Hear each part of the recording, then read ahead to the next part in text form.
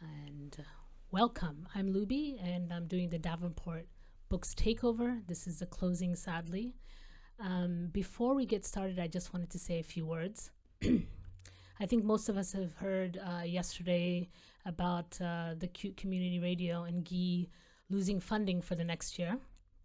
This essentially means that there will be no more cultural funding for the foreseeable future.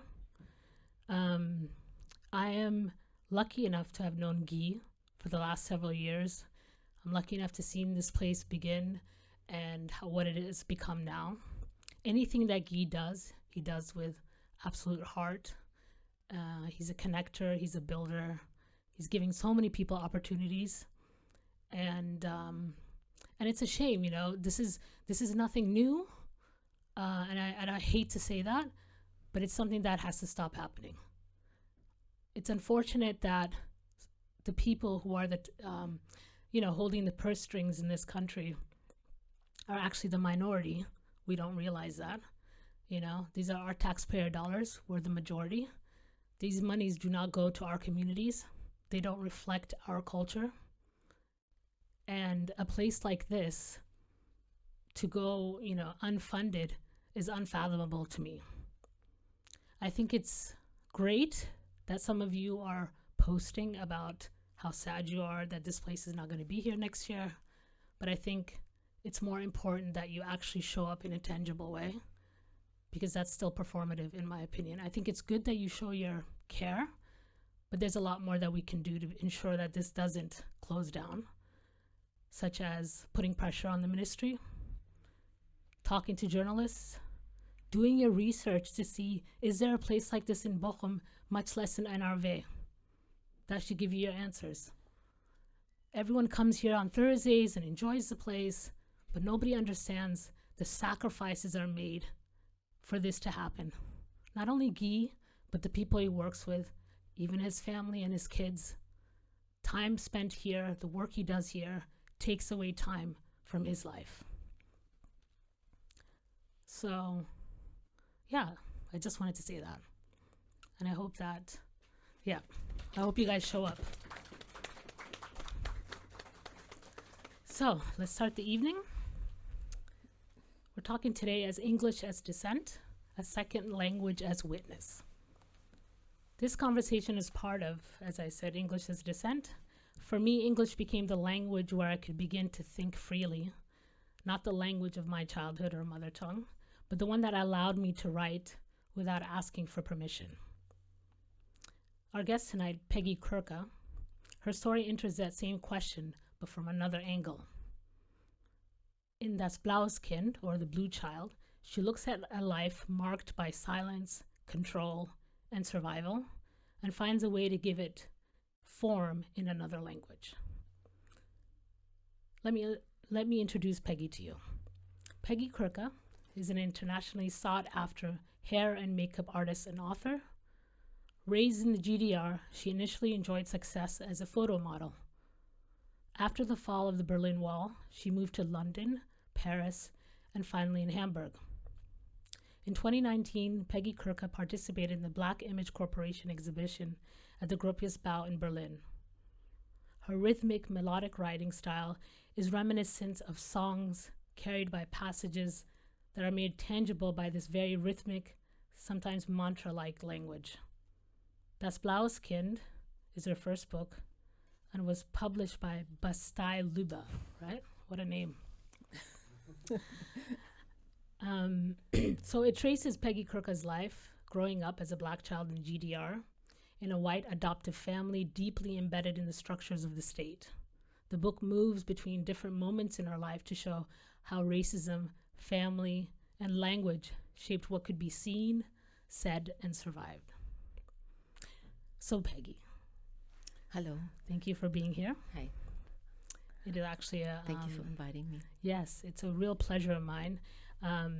As I said, Peggy's book is written in German, but we, after I spoke with her and we kind of working together, because I think this is a very essential book that needs to be published in English for the world to see.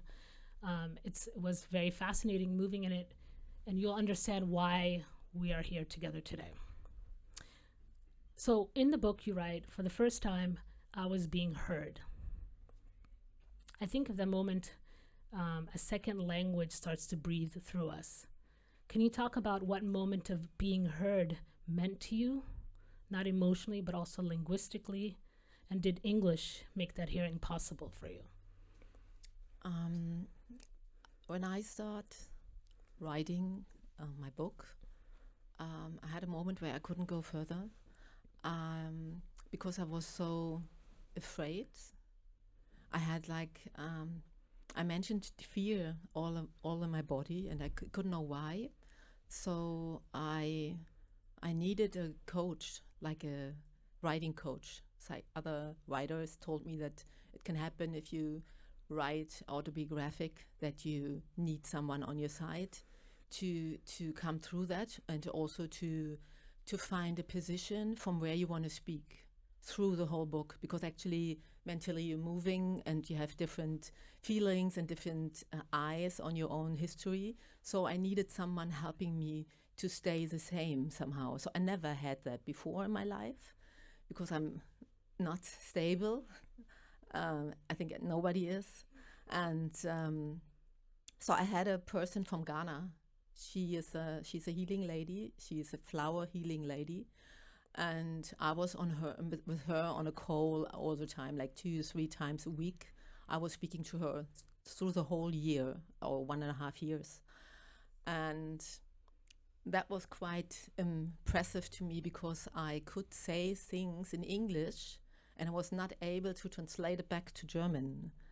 And it was quite hard for me because I couldn't speak about my feelings.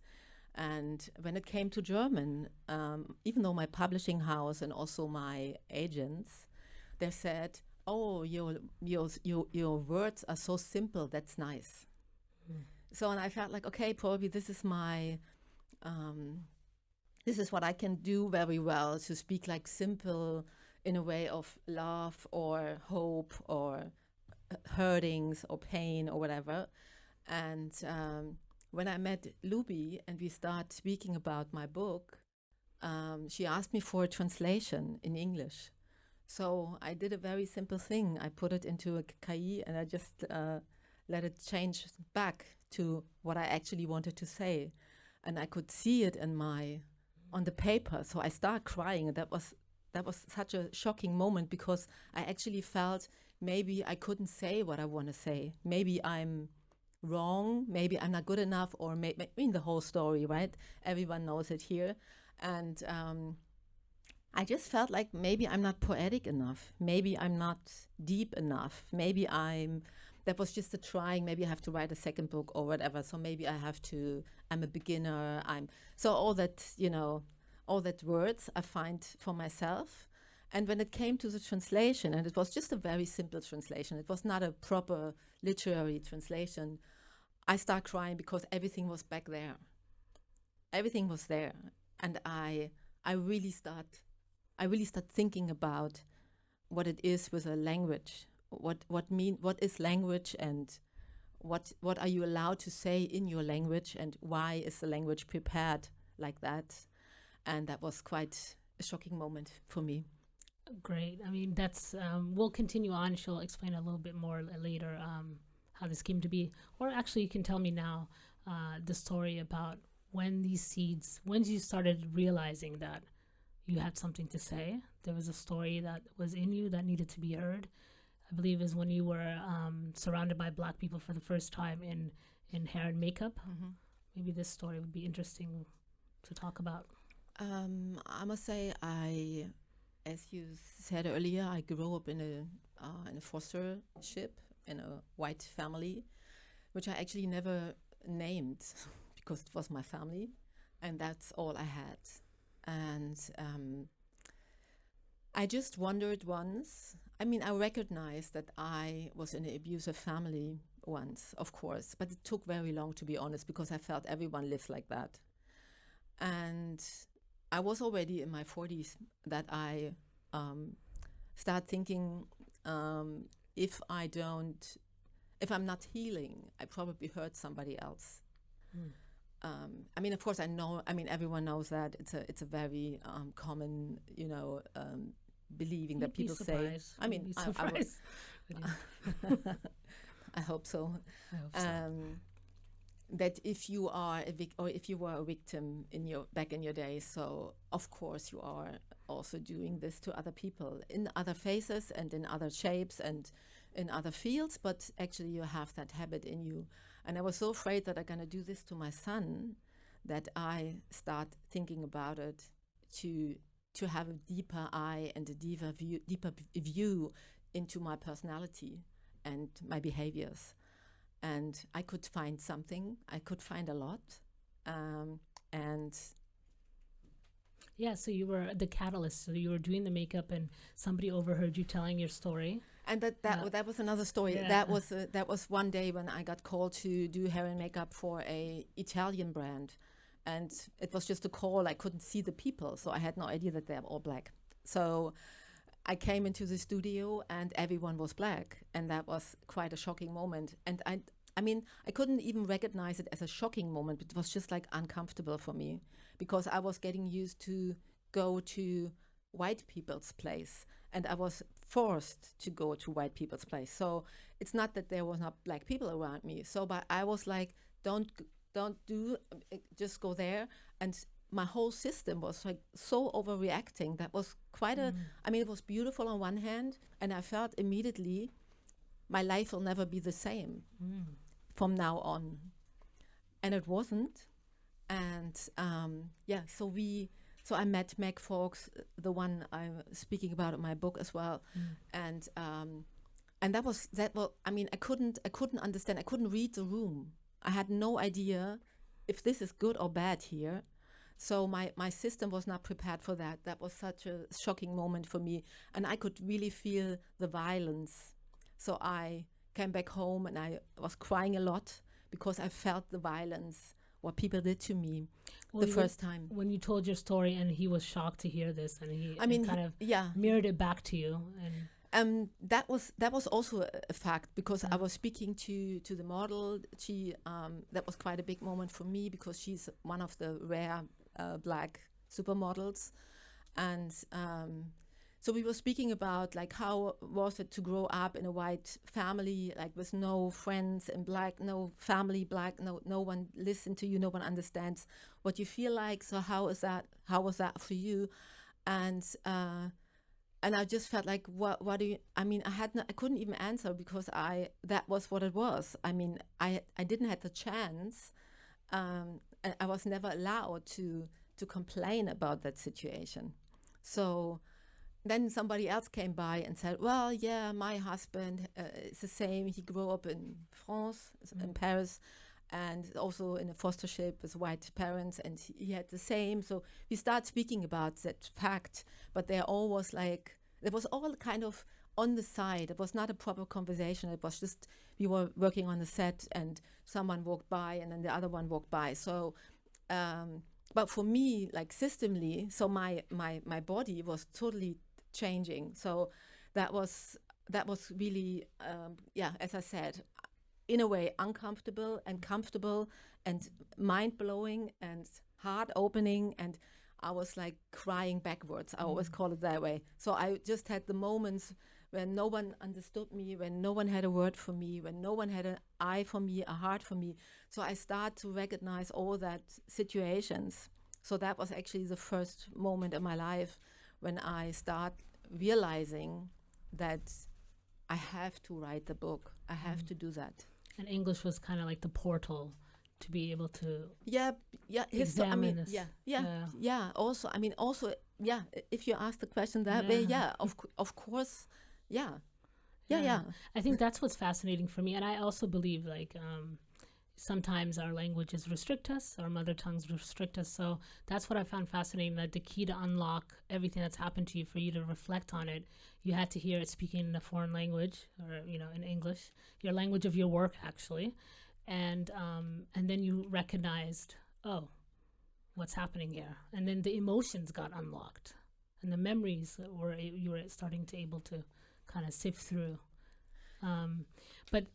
So let's talk about that. So you write the book. Obviously, you don't write it in English. You write it in German, which is also interesting because you're transferring what you've just felt and learned into back to your mother tongue, which originally restricted you. And so you wrote the book at first in the way that you write. This I find very interesting. And then you bring it to the publishing house. Oh. And what happens? First, I worked with Lady Betray. We were on set together, and we were talking about my history and stuff. She said, "Oh, you have to write a book. I'm gonna offer you my literary agent." So I was put it together with her. So told my story, and I must say, from my perspective now, I didn't properly control. I mean, I didn't control if there are people, speaking in my words, if there are people like on my side, or if they put me on the side of being I don't know how to spell, like someone who needs help. So that I didn't control that. I was so happy that I because first of all, I had no idea how to write a book and that I need a literary agent or publishing or whatever. So I had no idea from all the processes how to do and how to react and what I need and what I don't need. So I was following her, and she gave me the advice to write an expose to script where I actually write 30 pages, and I absolutely I had to make how do you call it? It's like a form from the whole book. I mean, an outline. Yeah. But actually it was kind of, when you saw that, you felt like it's actually the whole book. Actually, what's interesting is, sorry to interrupt you, but that expose that you gave me in English was translated from the expose that you wrote in German initially. But so it was not actually the book that you had which tells me a lot, because that was your first feeling and your first writing of the book. And that's why when I saw it in English, I was like, wow. And probably for you as well, when you look back, when you were giving it to me, that's where these feelings, but okay, sorry. Yeah, but I still had no idea that until now, till we spoke, that it's not the normal way, because that's the only way I was known. No. That I had to actually know exactly what I want to say, in what chapter, when is the first chapter, when is the second, when is it whatever, what's the, the end, like the entrance words, what you want to say about that, who are the people, what kind of, like, books you want to use for like your researches and stuff. So I had to write everything down. So thank God, I mean, I had 10 years to think about it, because that was the time when I started thinking to speak about my story. In that case, I just wanted to speak about the fostership situation. And that was the whole beginning. And year by year, more topics popped up because of my reflections.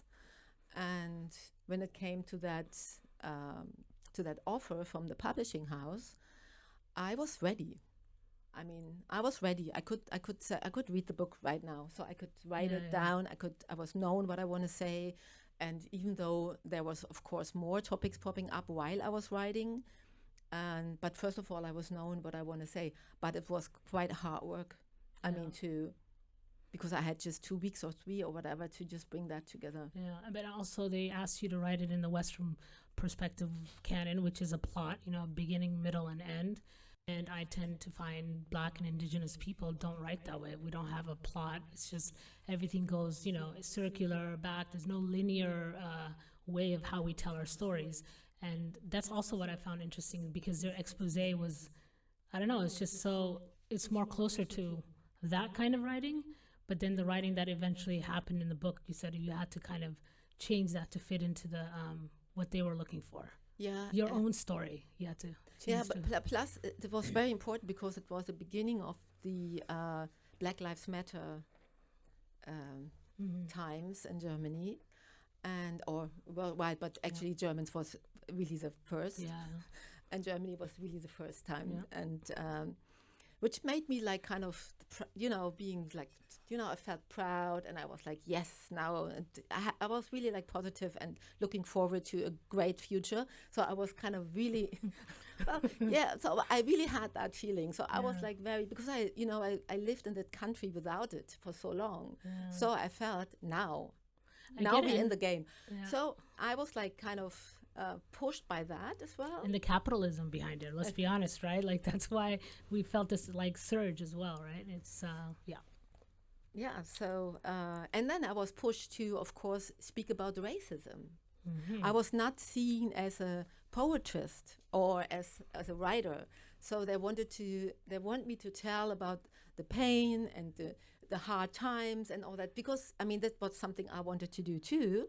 But first of all, they wanted to see me, like, they wanted to see the story from the supermodel in the East turning to another star in the West. So that was actually the line they wanted to follow. So they had this idea of, they didn't say it probably, but I could feel that they want to, when it came to, like, doing a forecast from the, a published forecast from the publishing house, they wanted to have that headline. They wanted to have the headline. So they figured out, she was a model. Oh, yeah. So it's written everywhere. I mean, it's 500 million years ago. And I don't even remember it myself how that was. But now it's written everywhere. So now I'm the it's interesting. You really model and the hair and makeup artist, and then it's like the fashion business, and they wanted to have, like, celebrities involved because I know them all. So they found that all very interesting for them, and even though Black, so they have all that in one package. So, and then it popped up that I was writing a poetry, and then they said to me, well, this is complicated. So you really want to do that, and we have to check this. So we have a person in the publishing house who's, like, checking if this is really lyric. Yeah, it's a professional. So the professionals then checking. Someone came and checked if this is really lyric, and then I said, okay, good. So, and how you want to place it? And I said, actually, I want to place it the way I'm writing. So I'm writing, and then it comes a poem. Yeah. And then I go on writing. So actually, that's the way it is. Yeah. Because the poem helps me to be faster. So because I can say things in a, like poetry, like faster, and I don't have to, say every single step and say how the street looks and the window and something. So I can just say what I want to say. So and that was not allowed. So I had to put the poem all the time in front of the chapter or to the end.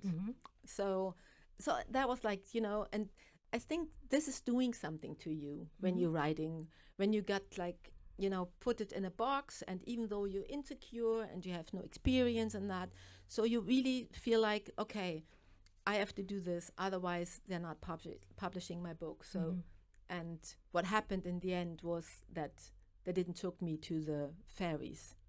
Is it fairy? You say messe.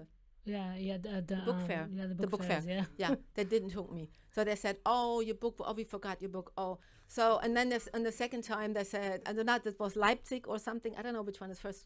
Frankfurt is first. First. Then comes Leipzig, and they didn't took it to Frankfurt. They felt, oh no, it's Christmas time. This book is so complicated, and it's so people don't feel comfortable when they read it. Let's bring it to the Leipziger. You laughing? That was no one laughed. That was really true. And then it came to Leipziger Buchmesse, and they said they were friends of mine, there, and they wanted to see my book, and they called me and said, well, Peggy, your book is not here. And I called them and I said, what about my book? And I said, well, is it not there? Or we have to check that. Oops, the package didn't came, so it's like somewhere in the post or whatever. So they really lied into my face, and I felt it. Yeah. And I said, are you sure? I mean that you really want to tell me this? So that was it. And also how they represented you as a Sachbücher, like this nonfiction. Maybe you can talk about that a bit. How it basically erased you from your audience and your people, I think, to be able to reach you. And this is clearly not what your book is. You have poetic prose, and it's a memoir, historical as well. And so I was very shocked when that's the category that they put you in. Yeah, they put me in the category. How do you call Sachbuch? Yeah, it's nonfiction, but it's not nonfiction that's creative. It's right. Sachbücher is more nonfiction histories, but it's not a creative writing. No, it's not a creative writing, and it's more like if you have a yoga book, or if you speak about history, or if you have a topic in in a certain kind of field, but not when you speak like in an I form, when you say I am and I did, and it's like autobiographic. So, but for me also it was okay for me because I was so grateful that I found a publishing house and I got paid. So I was super happy. People said to me, well, be happy that you got paid over, as well, and that you have a big publishing house, which I am. I mean, I must say I'm happy that I found a publishing house. So that in that case, I'm fine. So I don't want to be too judgy, but they really pushed me in a corner to not being a writer, so to just be like writing down my story as in a school or something, like if I would just, doing it, I mean, it's like sitting in a school and telling a story or whatever, which is nice and great, but that's not what I did. And yeah, I mean, you had to really go down a very painful path to be able to write this. Unfortunately, this is not a surprise. I know quite a lot of Afro-Germans and Black Germans and Germans of color who have had the same kind of experience in these big publishing houses here in Germany, and I'm pretty sure also abroad, about writing your own stories, how you're represented, the pressures of fitting into this Western canon, all of these things. In another part of your book, you describe the pressure to become as German and white as possible, which speaks to how language itself was used to discipline, to normalize, and to erase. The German language, especially in the GDR, carried kind of a moral authority. It built obedience into the grammar. It created not just oppression of Black people, but a collective ignorance that shaped everyone, though not everyone suffered from it the same way. And when we bring English into the picture, we're not just talking about another European language. English has become a global lingua franca, a language used across the world to communicate across cultures and context, often by people who don't speak it as their first language. It serves not only as a tool of empire or colonial history, which it certainly has, but also as a language of exchange, improvisation, and unexpected expression, because it operates beyond one person's national community. So English today functions as a means of international communication, where people with many different mother tongues meet and make a meaning together. And even though English had more reach initially due to its global colonial empire, it was easily adaptable. German was not. Look at it. Look at these colonies. It required you to leave your own culture completely and buy into the perspective of the German. If Germany had conquered the world, we would all be very different in our communication and as a world as a whole. So I've seen already how basically English has helped you and supported you in being able to tell your story. How have you, since you've understood that, how are you implementing now into not only your daily life, but also into your next book? First of all, I really recently recognized that I'm getting, that I'm more free when I'm thinking and speaking about my feelings in English.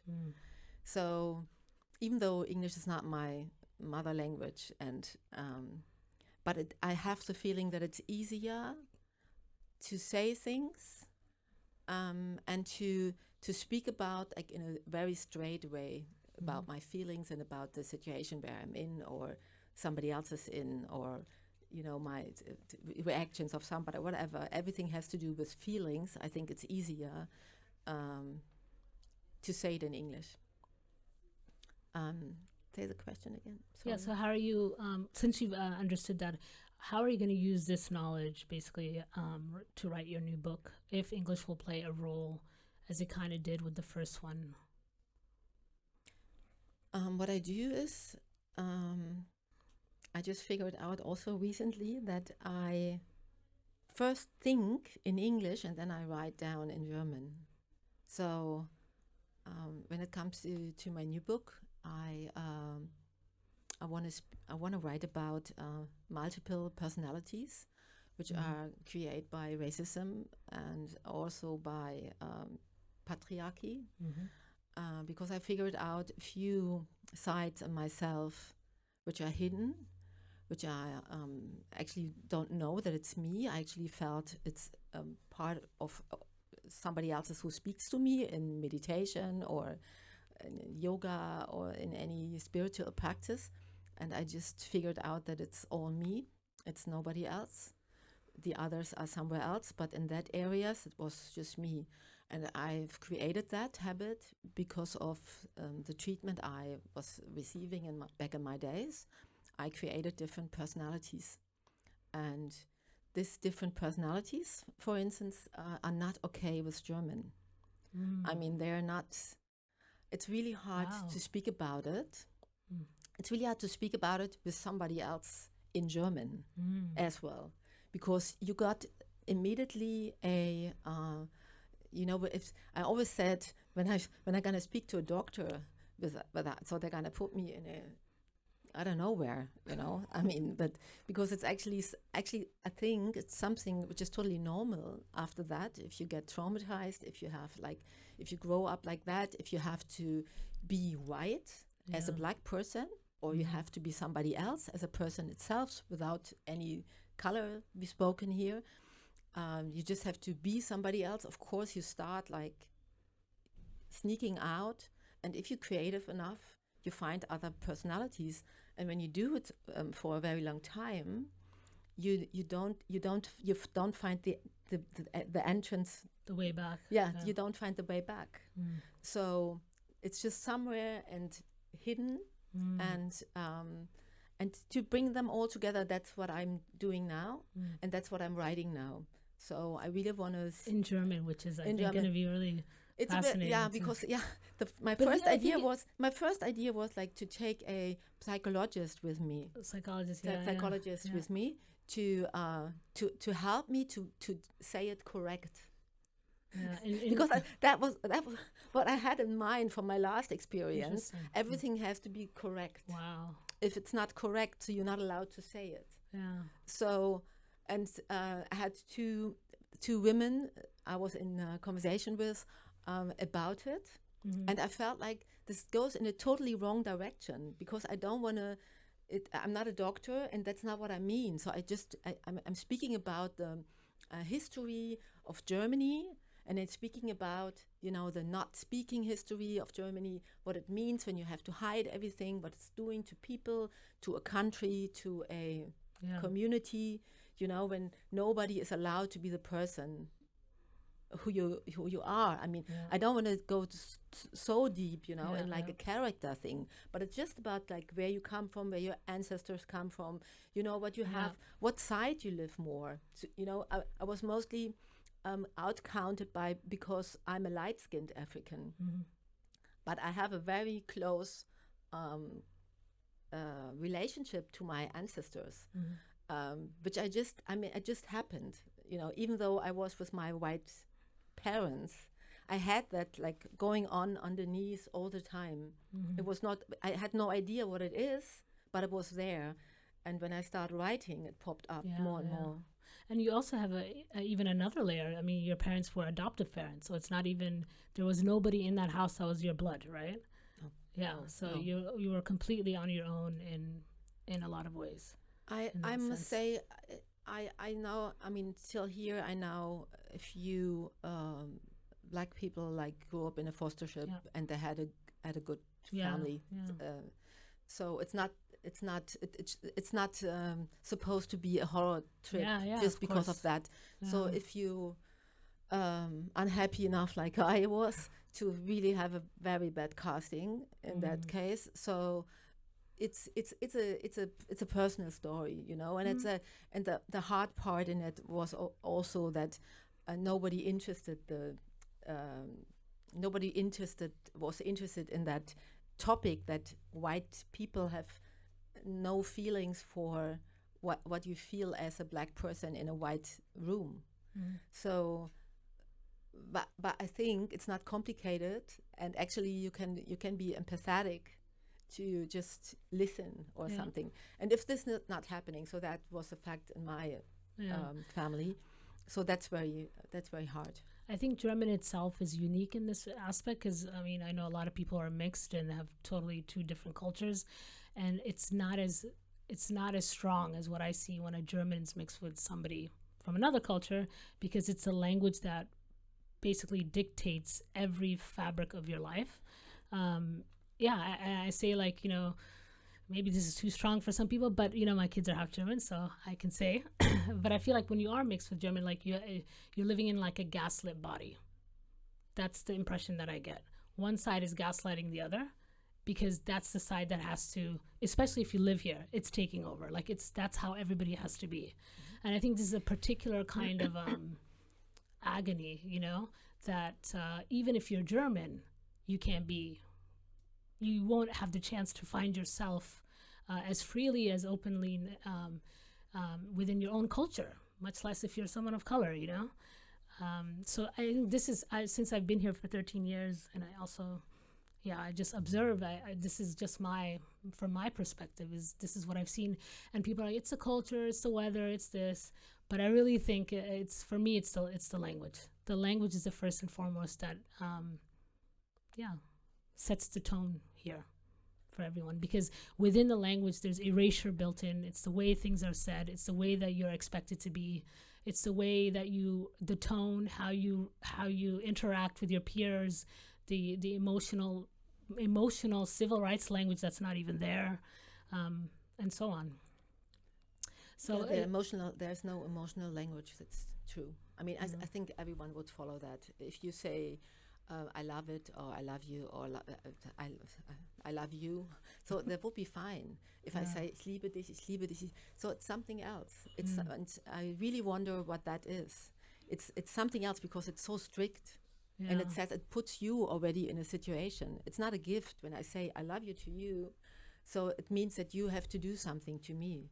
When I say, when I say ich liebe dich, that's I have to do something. I have to say it back. Or when you say I love you, it's like it feels to me that it's more open, and it leaves everyone there, and you don't have to give it back or something. You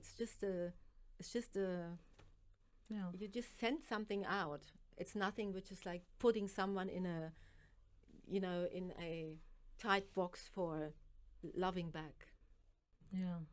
I'm interested to see with your second book how you use the information that you found, this emotional language in English, and how are you going to adapt that into German? Because I think more of us have to do that to be able to adapt this language for ourselves, in this country. I mean, really use German not in the way that you're taught, but in the way that you feel, or how you want to view yourself, explore it, expand the language beyond what it is that's given to you. I don't know if I said this the last time I was here last week, but I often say, like, you have to leave your home to find yourself as a young person when you get out of high school or whatnot, because you're away from your parents and your community, and then you can really have no restrictions. You can start to explore. And I really do believe it's the same for another language. I mean, mine was English. I mean, yours could be Arabic, Portuguese, Spanish, whatever. But I always encourage people that you should speak another language or learn it. You'd be surprised what you find in yourself in that language. Yeah, true. Yeah, absolutely true. So, I want to end with a question that I ask everyone, but I probably know your answer, but I'm still going to ask you anyways. If you were not a writer, what would you be doing?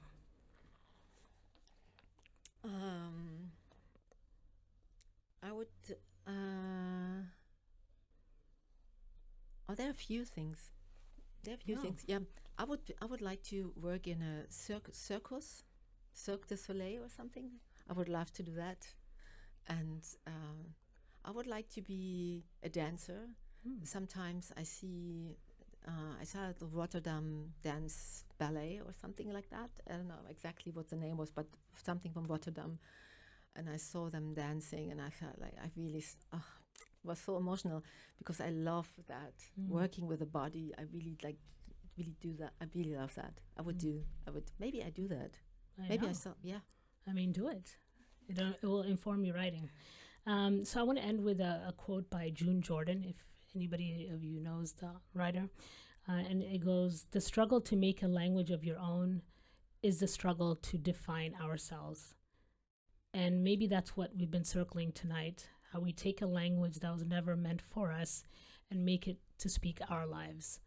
So thank you so much, Peggy. I really am thankful that you're here for this talk. Thank you everyone very much for listening. Thank you.